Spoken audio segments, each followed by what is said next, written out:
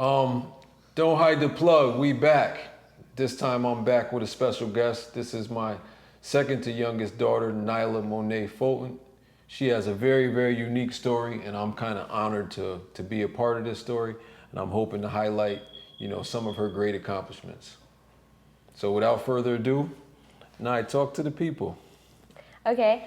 Hi, I'm Naila Monae Fulton. I'm from Schenectady, New York. I'm officially going to Yale. I'm class of 2029, and I'm excited to be sharing my story here today. And I'm excited, obviously, to be with my dad, and he's done an interview, so if you guys want to check out his first and then come back to mine, that would probably be wise. Yeah, so it was important to me to highlight my daughter's accomplishments in light of some of the things that I went through. So I'm honored to actually be, having the opportunity to show, what I'm most proud of. Not only in being her dad, but just in the type of young lady that she's become. Mm. So I want Naila to have the opportunity to share a little bit about her autobiography. So Naila, if you could, can you tell our viewers a little bit more specifics about yourself? Yeah, of course. Well, I was born 17 years ago in Albany, New York, but I was raised in Schenectady. My mom had to have an emergency C-section. I was born at 5.5 months. I was 1 pound and 5 ounces. So I was micro-premature, and I had to do physical therapy for the first couple years of my life. Doctors said that I could suffer from mild retardation or have cerebral palsy. And so I was in physical therapy for a couple years to kind of correct or at least strengthen my body. And I think that's really all right. I don't want to get into all of it. Yeah, so I don't want to speed across that, but for those that don't know, what is a micro-preemie? So a premature baby is one that is 5 pounds or under, but a micro-premature baby is one that's under 3 pounds. So of course I was 1 pound and 5 ounces, so I was really, really teeny. Yeah, so do we have any kind of statistical information that talks about maybe some of the expectations or challenges that micro-preemies face? Well, we know that they can sometimes deal with challenges in school.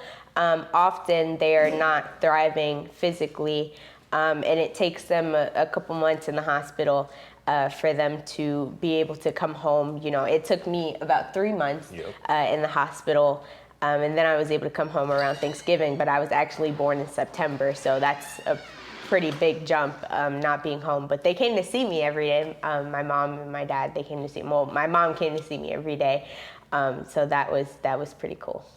Yeah, so for those in the audience that are not familiar, this was 17 years ago, September 12th to the day. What's ironic about that is that's actually my birthday as well. Yeah, we're twinsies. And Naila was a blessing even from that moment. And there was a lot of doubt in terms of, was she even going to be able to make it out of the hospital? So her birth and her perseverance started at her inception. And I think that I would be remiss not to kind of speak to a little bit of that. So it definitely was a challenge, a challenge to see your child and feel hopeless and not necessarily know, what's going to happen. So I think in those moments, there was a lot of support, family support, and a lot of what if I had to, sum it up the best, I would say walking by faith and not by sight.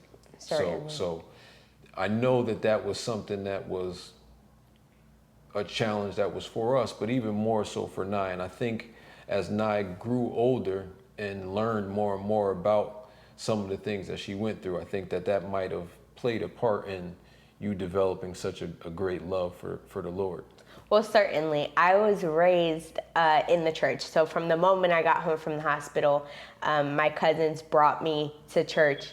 And from there, I just fell in love with it. I participated in literally everything. I praise danced, I sang, I prayed, I participated in all of the trips and all of the conferences and just everything. I was at church all the time, and especially before I started going to school, and even after, I was at church almost every single day.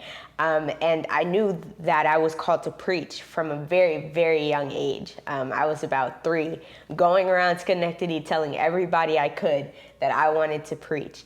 And so I ended up leaving my Baptist church. I was raised Baptist, and I ended up leaving around the age of 12 years old, and I formally accepted my call to preach in the African Methodist Episcopal Zion Church. And I've been preaching now for about 5 years, and I'm on my way to be ordained in 2. So that was pretty cool.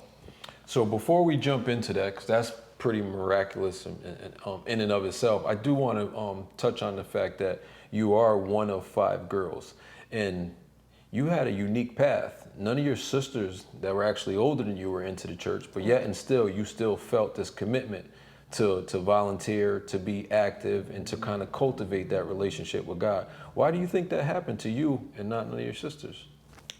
Well, I can't really speak to that. I would say it was in the divine plan. I definitely know what he's talking about, because there were days when my sisters would go to Daddy's house and we would all be there, or maybe I would stay the night on Saturday, but I was committed to going to church. I was like, no, I have to go to church. I'm not hanging out with you guys. I'm going to church on Sunday morning, and then I would come back. But I don't really know why God had it be the way it is and the way that it was, but I think I'm starting now to see why, with most of our family now coming to my church, coming to the church in general.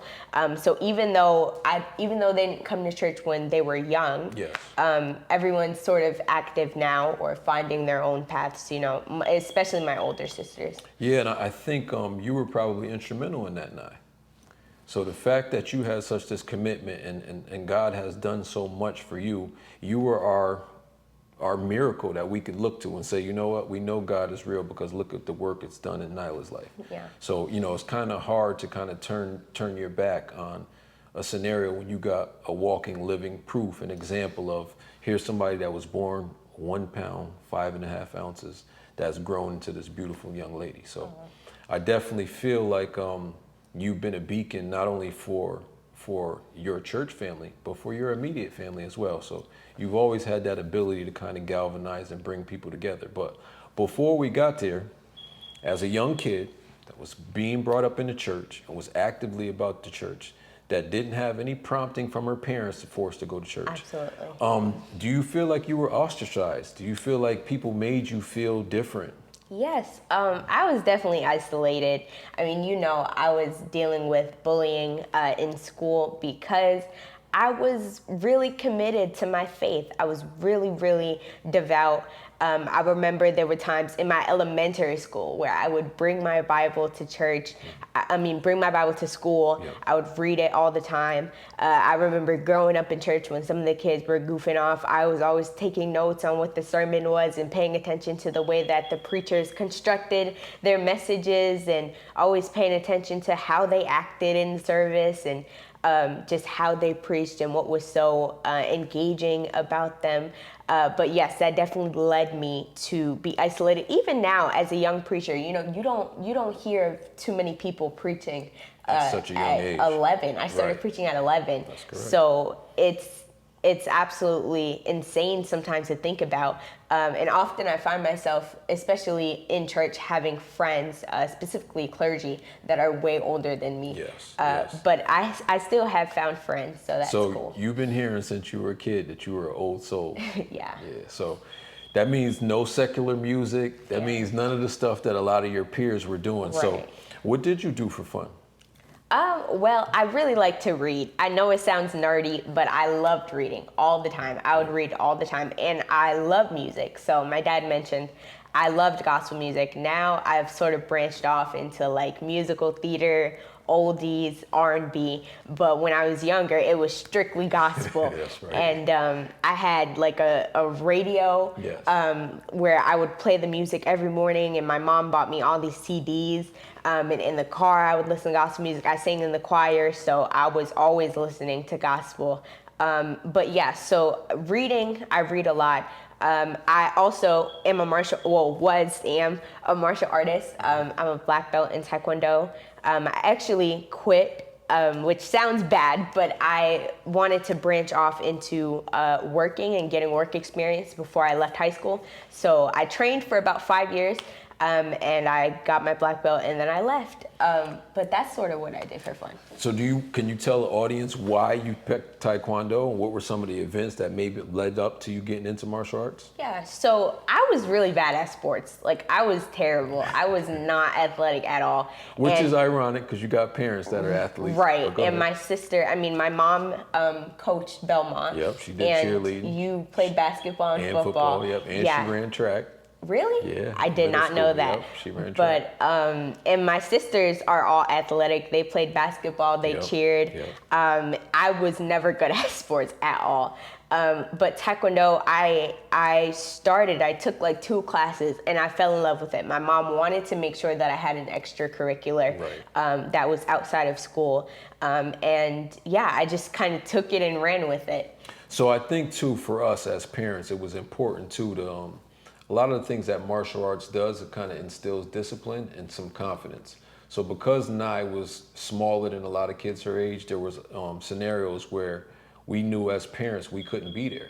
And we, as much as I, as a overbearing dad wanted to protect her from the world, I can't be at school every day. I can't do these things. So I wanted Naila to have some self-defense kind of training so that can kind of help. Right. And I could always tell, because I remember being like 6 years old and practicing how to punch like in my bedroom, and he kind of put his hands up and made me punch. But my mom, it was a really big deal because I dealt with pretty intense bullying.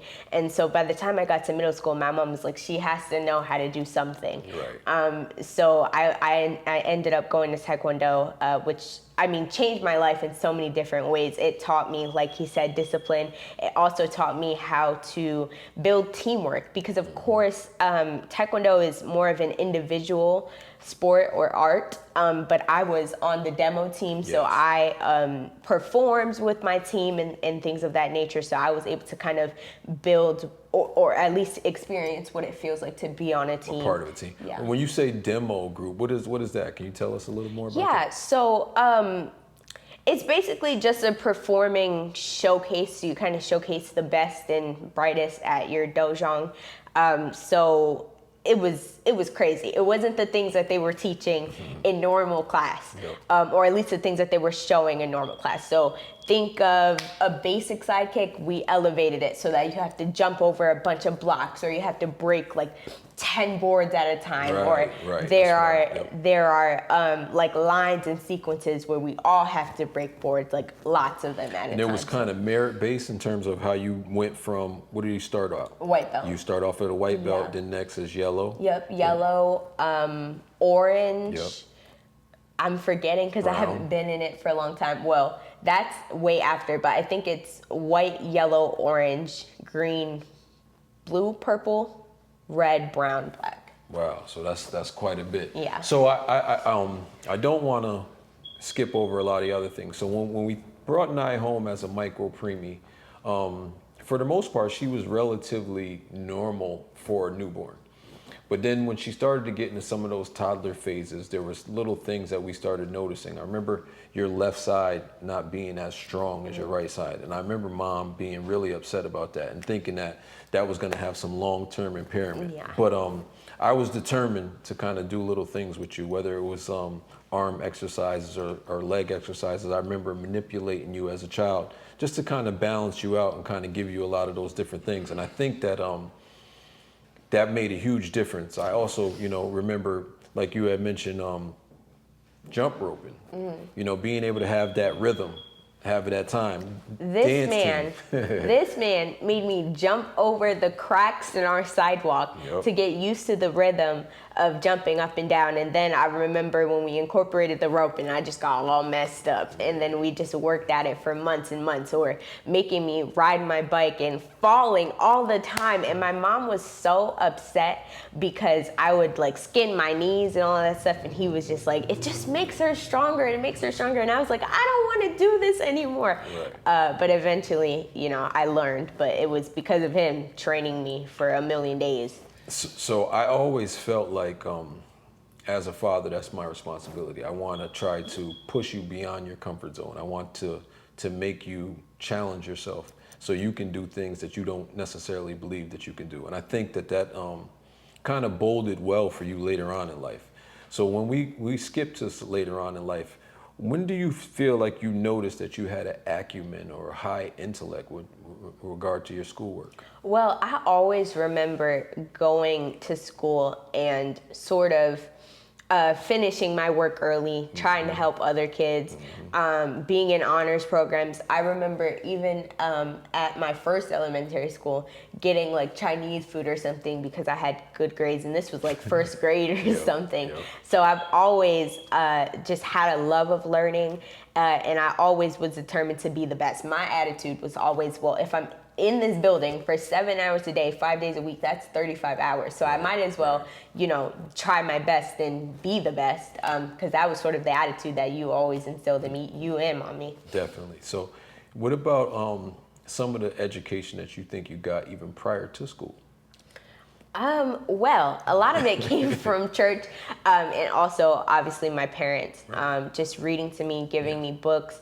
My mom and I was just talking the other day about how they read to me every night, even as a baby. And I'm like, why would you read to a baby? They don't really understand anything, but it apparently has like a bunch of benefits. Yep. But yeah, just reading. They had a reading program at my church. Yep. So I remember they would give me like all of the books for the older kids. So then when I went to school, my reading level was like 5th grade and 1st grade. It was crazy.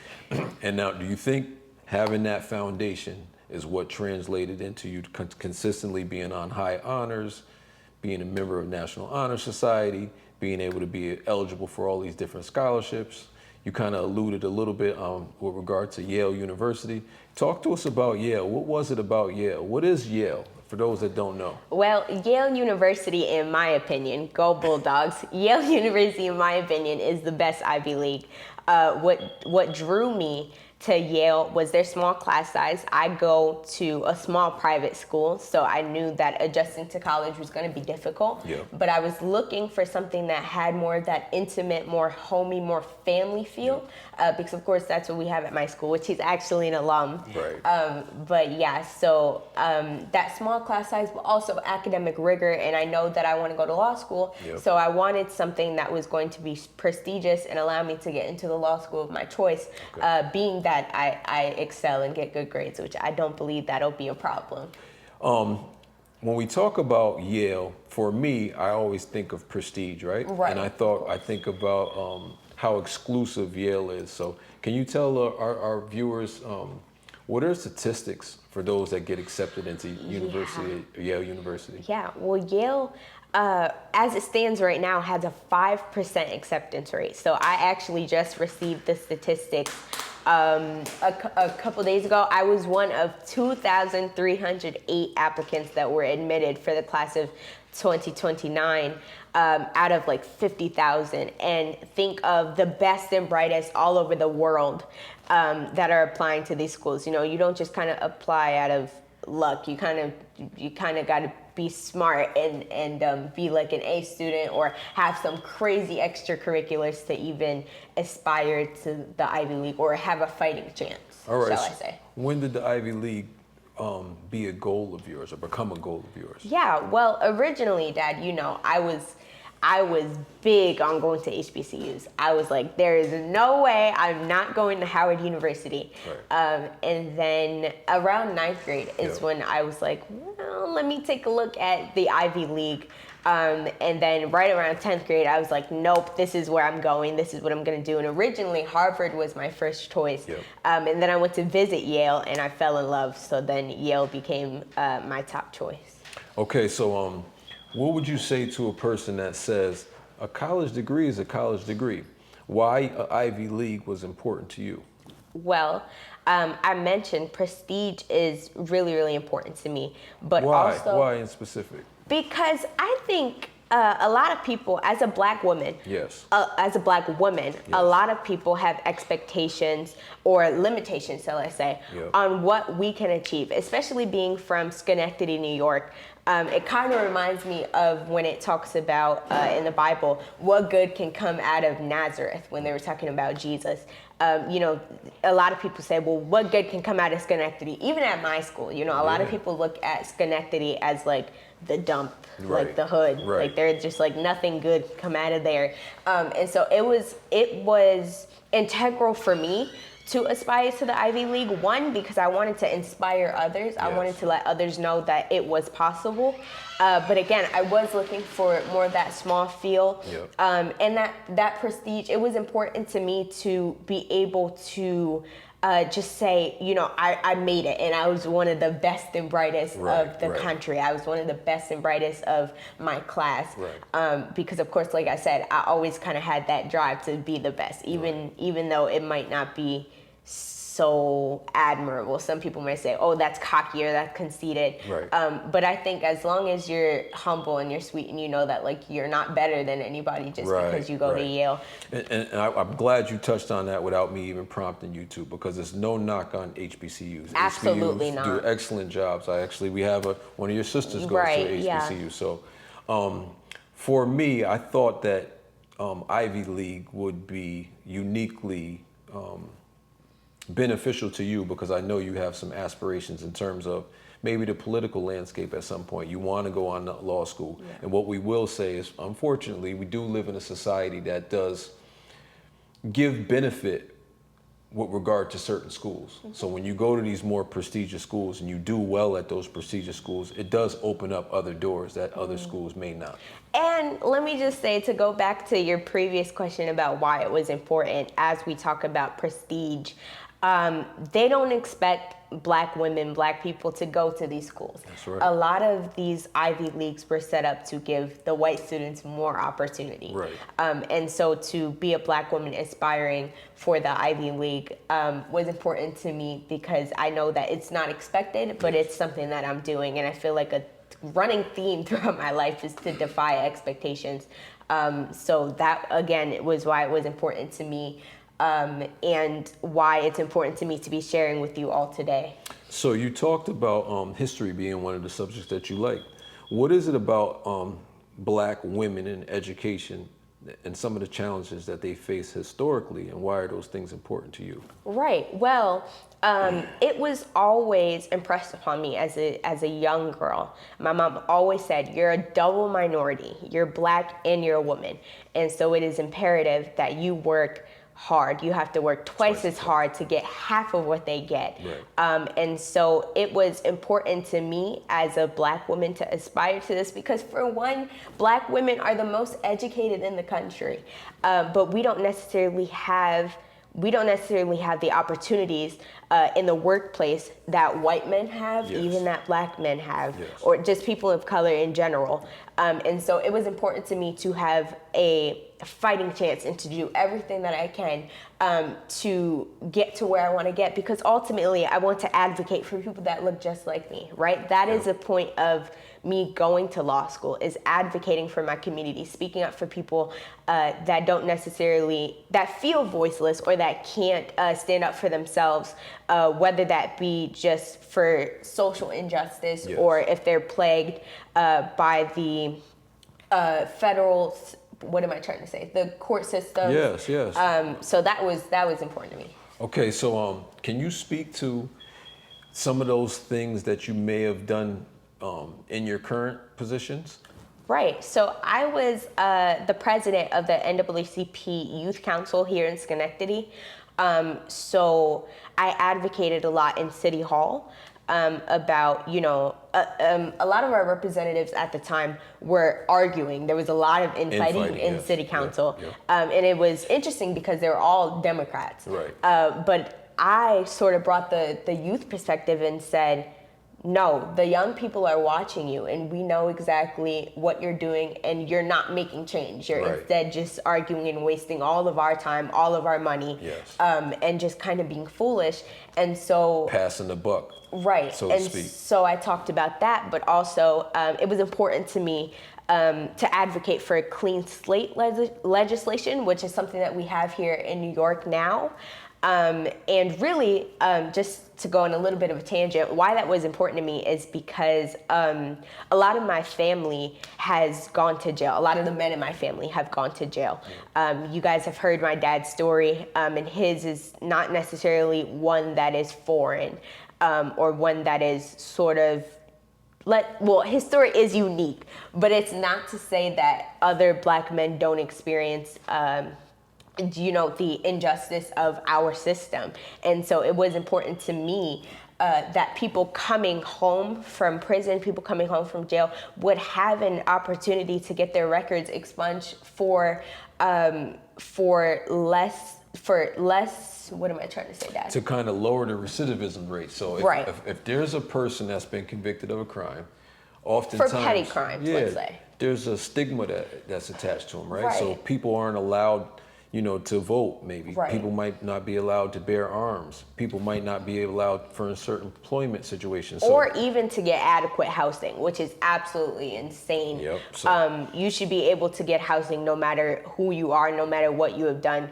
That is a basic need. You should be able to have employment, right? And adequate wages, right? Like a livable wage for you to live your life. And we see, right, that Black men are disproportionately affected by our justice system. That was the word I was looking for earlier. Yes, yeah. And so it was important to me to advocate for that, because this is not fair, it's Right. not right, Right. and it's not constitutional.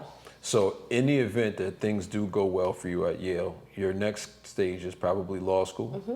And if you went to law school and you actually became a lawyer, what are you thinking about doing with a law license? Well, I want to work in the criminal justice system, obviously, but I want to work in either criminal law or social justice reform. So I'm thinking about, the direction to go there. And you got time. Yeah, of course. 7 years. Yep. As you go through the process, things will kind of crystallize, Right. and I think when we look at your life, Naila, a lot of things have been almost like ordained. So even when you feel like you made a choice, it just seems like God has kind of had His anointing over you and helped you along that way. So I know that you had mentioned earlier that Harvard was one of your first choices. I know you and Mom went to the campus at Yale and fell in love with Yale. And although at one point Harvard was of importance, once we seen the commitment that Yale was able to commit to you, it kind of made all the right fit. So. Absolutely. And going back to the faith aspect, I asked God to make the choice for me, because I knew that deciding between Harvard and Yale was just going to be extremely difficult. Yeah. And so when the decision came back, and I'm not afraid to share it, Yeah. I got waitlisted from Harvard, and I got waitlisted for a couple other Ivies, and I actually got rejected from one. And so I said, okay, God, I see what you're doing. And then I got the financial aid letter, and I was like, oh yeah, this is God's choice for That's me. right. And just to go a little bit on a tangent, right? Yale was not something, it wasn't like everybody, when I applied, everyone thought I was gonna get in. Right. Like, honestly, no one kind of thought I was gonna get in, besides like him, my sister, my parents, like my family, Your immediate circle, some yeah. of my immediate family, but even outside, we shared blood, we shared last name, but everybody was like, we don't know if she's gonna make it, or we don't know if she's gonna do well, or she's gonna have a community, or she's gonna thrive. Right. But and of course we don't know all of that, but Right. even now, like, I'm starting to build a community, and it's only been 4 days since I've been accepted. So it's one thing to go to a school. It's another thing to go to a school where you feel welcomed and you feel like you got a family and a support system to kind of help you be successful. So I do know that, certain family members and certain, members of the church and people from your school didn't necessarily want to set your expectations so high and then have you fall so far. So I think a Right. lot of people were cautiously saying, hey, nah, keep your other options open. And you did get some other scholarships, right? Yeah, I got a full ride to a school in Rochester. Yep. Obviously, I got into your school, Yep. but the choice was always Yale. Yes, and I'm glad that everything's working out for you. So what would you say to a young girl or boy that's from a small town like Schenectady, New York, that had a lot of the same obstacles that you faced? What would you say to them that kind of helped them along their journey? Well, it sort of breaks between underclassmen and upperclassmen. Yeah. So, of course, if you're underclassmen, I would say try your best to stay focused because you have 4 years, 3 years ahead of you.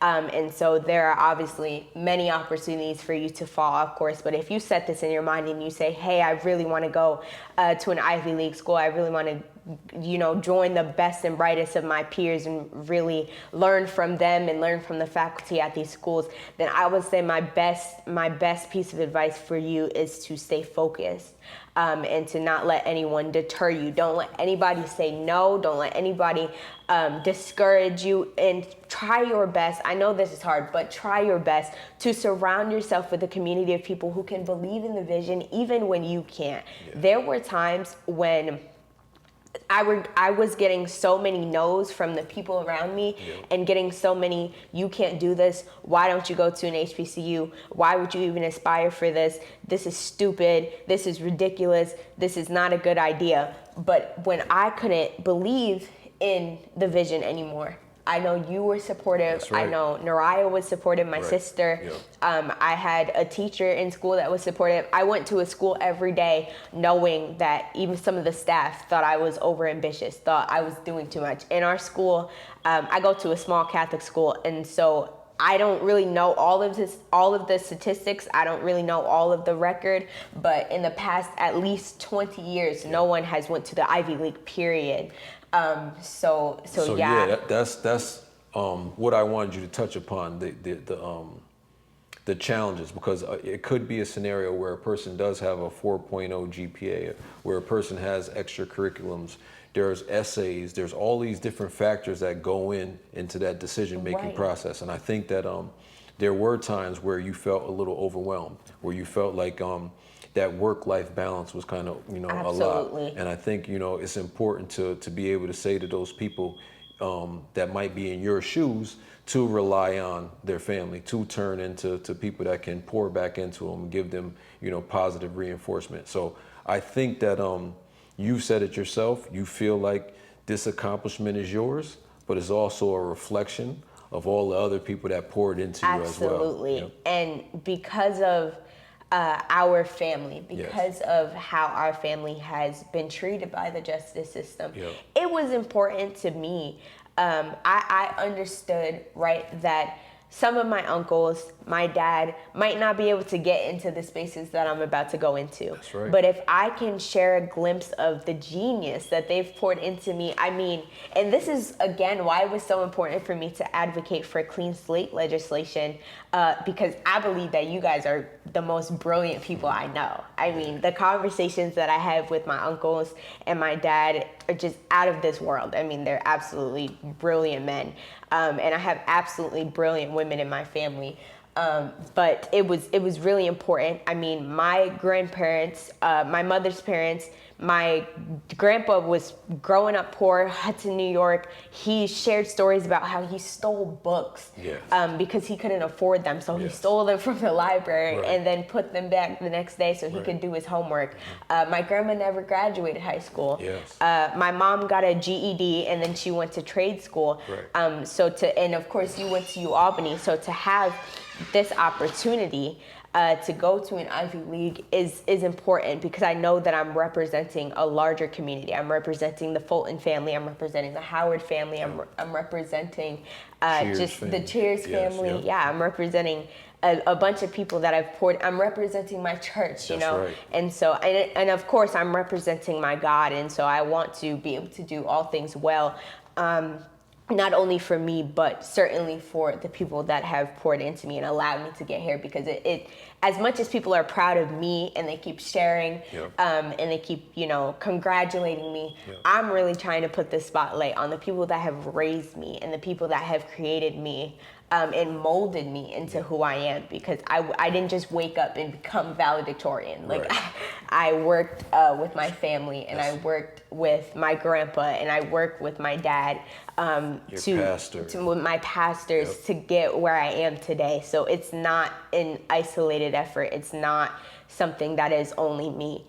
So when you talked about focus, I feel like having that grounding in your faith and feeling like your actions will glorify your Lord is part of what kept you anchored, kept you feeling like, you know what, when other people say I can't do it, I know better. I know who I am. I know, who my Father is, and I know what plans he has for me. And I feel like you kind of stepped into that and you kind of embodied that. And my guiding scripture throughout this whole process, I'm actually wearing it around my neck, Mark 11:24. Therefore, I urge you, whatever you ask for in prayer, believe it, and it will be yours. That's not some manifestation tactic. That's not some cliche, but it's actually a promise. That if you ask for something, right, like, you'll have it. Yes. And so it was important for me. Another scripture that comes to mind is, let your light so shine before men, that they may see your good works and glorify your Father in heaven. So I know that all that I'm doing, right, is ultimately to bring glory to my God in all that I do. And that doesn't just say church and school and just community activism, but just like my daily life, my daily living, my daily loving. Yes. So yeah. Very, very important. So there are, people out there that are going to say, oh, she's quote unquote the church girl, or, goody two shoes. She's just said a third, or feel like you got an image to uphold in church. What I want the listener to know that Naila's been the exact same way since birth. So the Naila that you see today is the Naila that you're going to see tomorrow. The Naila that you see in the classroom is the same Naila that you're going to see in the church. The Naila that you see in the church is the same Naila that you're going to see in the community. The Naila that you see in the community is the exact same Naila that you're going to see on that Yale University campus. So with faith, all things are possible. I want her story to inspire those. I want her story to show as something modern day, that actually happens. I think sometimes we get caught up in thinking that scripture is something of the past, but there are miracles that are still going on right to this day. And I'm just happy to say that I'm able to play a part in this and witness this. I know that she's destined to do great things. I also know that another thing that's very important to her is being available and accessible.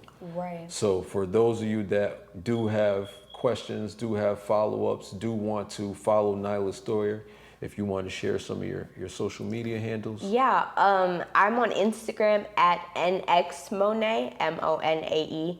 I'm on YouTube at Naila Monae. I think that's really it. Oh, I'm on Facebook as Naila Fulton. But I just wanted to share, he made a really good point. When I was visiting these Ivy League campuses, it really made me see these students are just like me. Yes. They're real people. Yes. And it's not inaccessible. So don't let people tell you that the Ivy League is far out of reach. Don't let people tell you that you're never gonna make it, or it's not for you, or you're not smart enough, or you're not good enough. If I had $1 for every time somebody said no, or for every time somebody said you're over, or for every time, I was just telling him the other day, I'm so excited to be done with getting the look. There is a look that you will get when you say any school, honestly, but especially when I was talking about the Ivy Leagues, everybody looked at me like, oh, we don't know about that, or like that's too overambitious. But I'm excited because the look has changed in the past 4 days. It has been like, oh wow, you're going to Yale. Yes. And I think people don't see it as real. I don't even think I can see it as real yet. But just going to campuses and talking to students, understand that we, which sounds so weird to say, but we are not any different than you guys. So what you see, I mean, we're real people, and we didn't do anything like that you can't, right? Like you can work hard in school, you can put those hours in, because I'm not gonna say that it came easy, right? Like there were nights where I would stay up till 4 a.m. to get my homework done. There were times when I would Again, we talked about that work-life balance, be struggling with trying to manage all of my extracurriculars and do them well. Right. So know that you can do it, know that it comes with hard work, but also know that it pays off a lot. It pays off well. So just keep doing what you guys are doing. Don't let anybody tell you no. And just know that you can do it. If I can do it, you can do it. If I'm from Schenectady, New York, so it's been said, nobody gets in the Yale, Right. Especially, this little black girl. Nobody gets in the Yale as a little black girl. Don't let people tell you that, because it's so fake and it's just a lie. So don't let people deter you and tell you what you can't do, because with God, all things are possible. I couldn't have said it better. In closing, I just wanted to touch on this podcast is brought to you from Don't Hide the Plug. I'm grateful to this platform for not only allowing myself to speak, but allowing me to share this moment with my daughter. I wanted to ask you, Nai, in closing, what would you tell the audience Don't Hide the Plug means to you, that phrase? Don't hide the plug. Don't hide the people who put you on. Don't hide the community that built you. Like I said, you are not an overnight sensation. There was work and especially in this social media age, a lot of people post a video or a TikTok or make some sort of content, and they just blow up and go viral, and you think that that's going to be the case for like everything you do. And the reality is there are billions of people in this world, right? And we can think of maybe 30 influencers that we like and people that have gone viral that we see over the course of the day. But Don't Hide the Plug is really just allowing sort of that wall to come down and really saying, no, I was built by the community that shaped me. I was built by my family. I was built by the church. I was built by my school. And now that you got there, you're willing to pass on that baton. Absolutely. Right? So no gatekeeping over here. For anybody that's looking for any kind of help or guidance, both my daughter and I are open books. We'd be delighted to help. We'd be delighted to share resources. We'd be delighted to continue to advocate for this community. And in closing, I'd like to say thank you. Yeah, thank you so much. And to my community, right, Schenectady, New York, I love y'all. It's real deep. And to Don't Hide the Plug, thank you again for giving me this opportunity to share.